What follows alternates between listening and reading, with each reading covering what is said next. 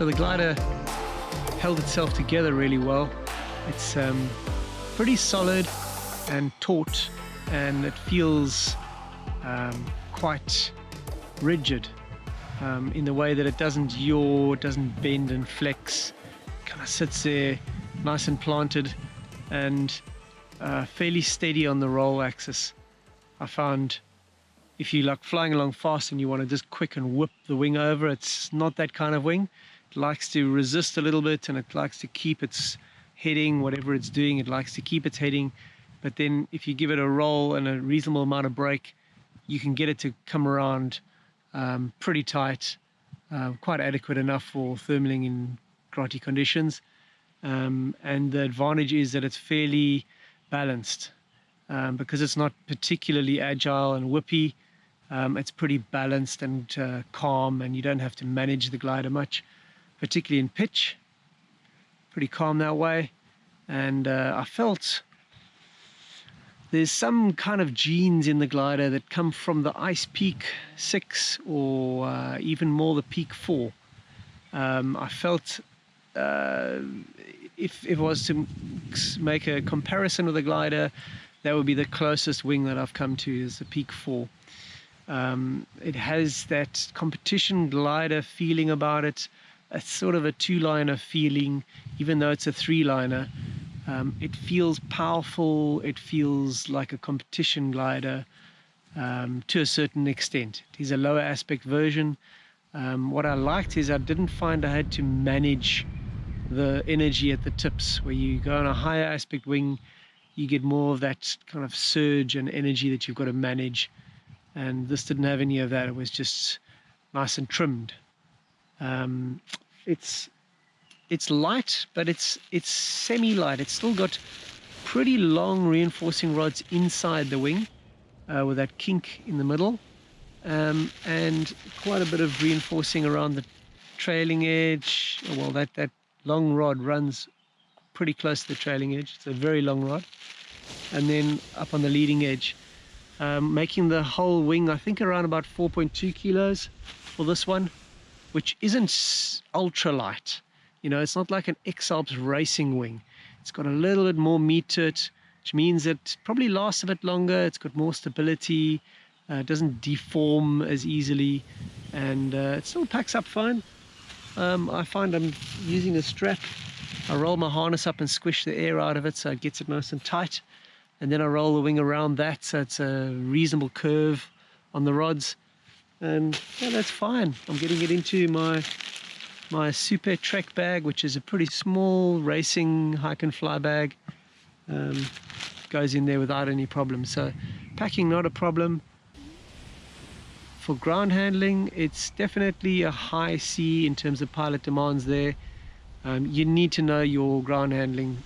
You've got to have good skills there, because similarly to the Peak 4, it seems to come up and want to shoot a bit at the top.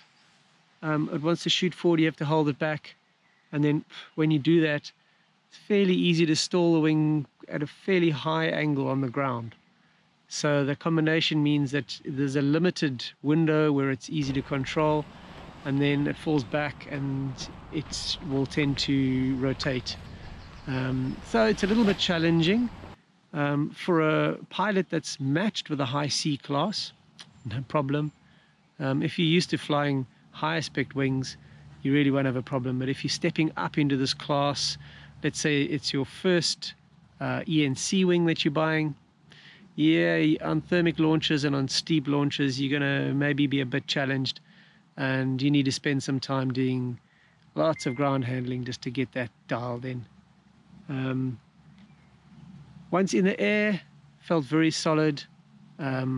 It's not a bulldozer. I certainly had a few tips go when the conditions were lively and the wing went ahead, and sometimes the wing does tend to roll you out of a turn. If you get a strong strike of lift, you tend to get tipped a little bit out, and then your outer tip will go in.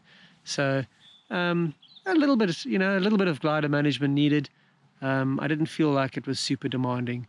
I felt it was cool for the C class. It's a nice high-performing C.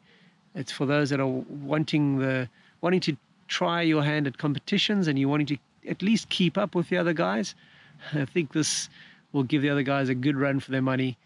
On full bar, I was getting about 54 k's an hour from about a 38 trim speed. So it's a good acceleration. It felt solid on bar.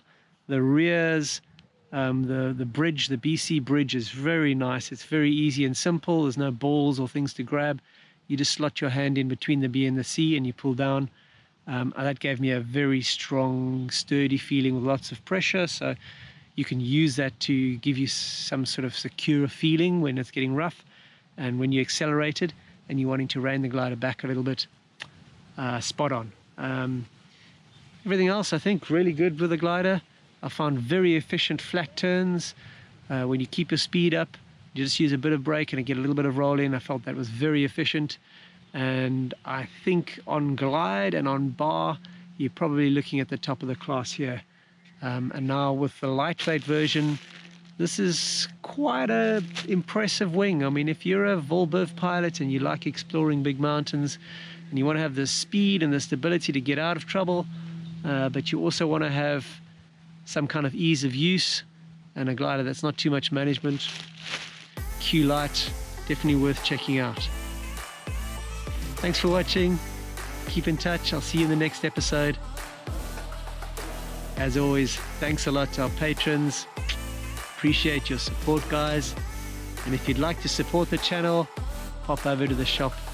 We'd appreciate the business and we'll make sure that you get top service. Thanks for watching. See you next time. Cheers.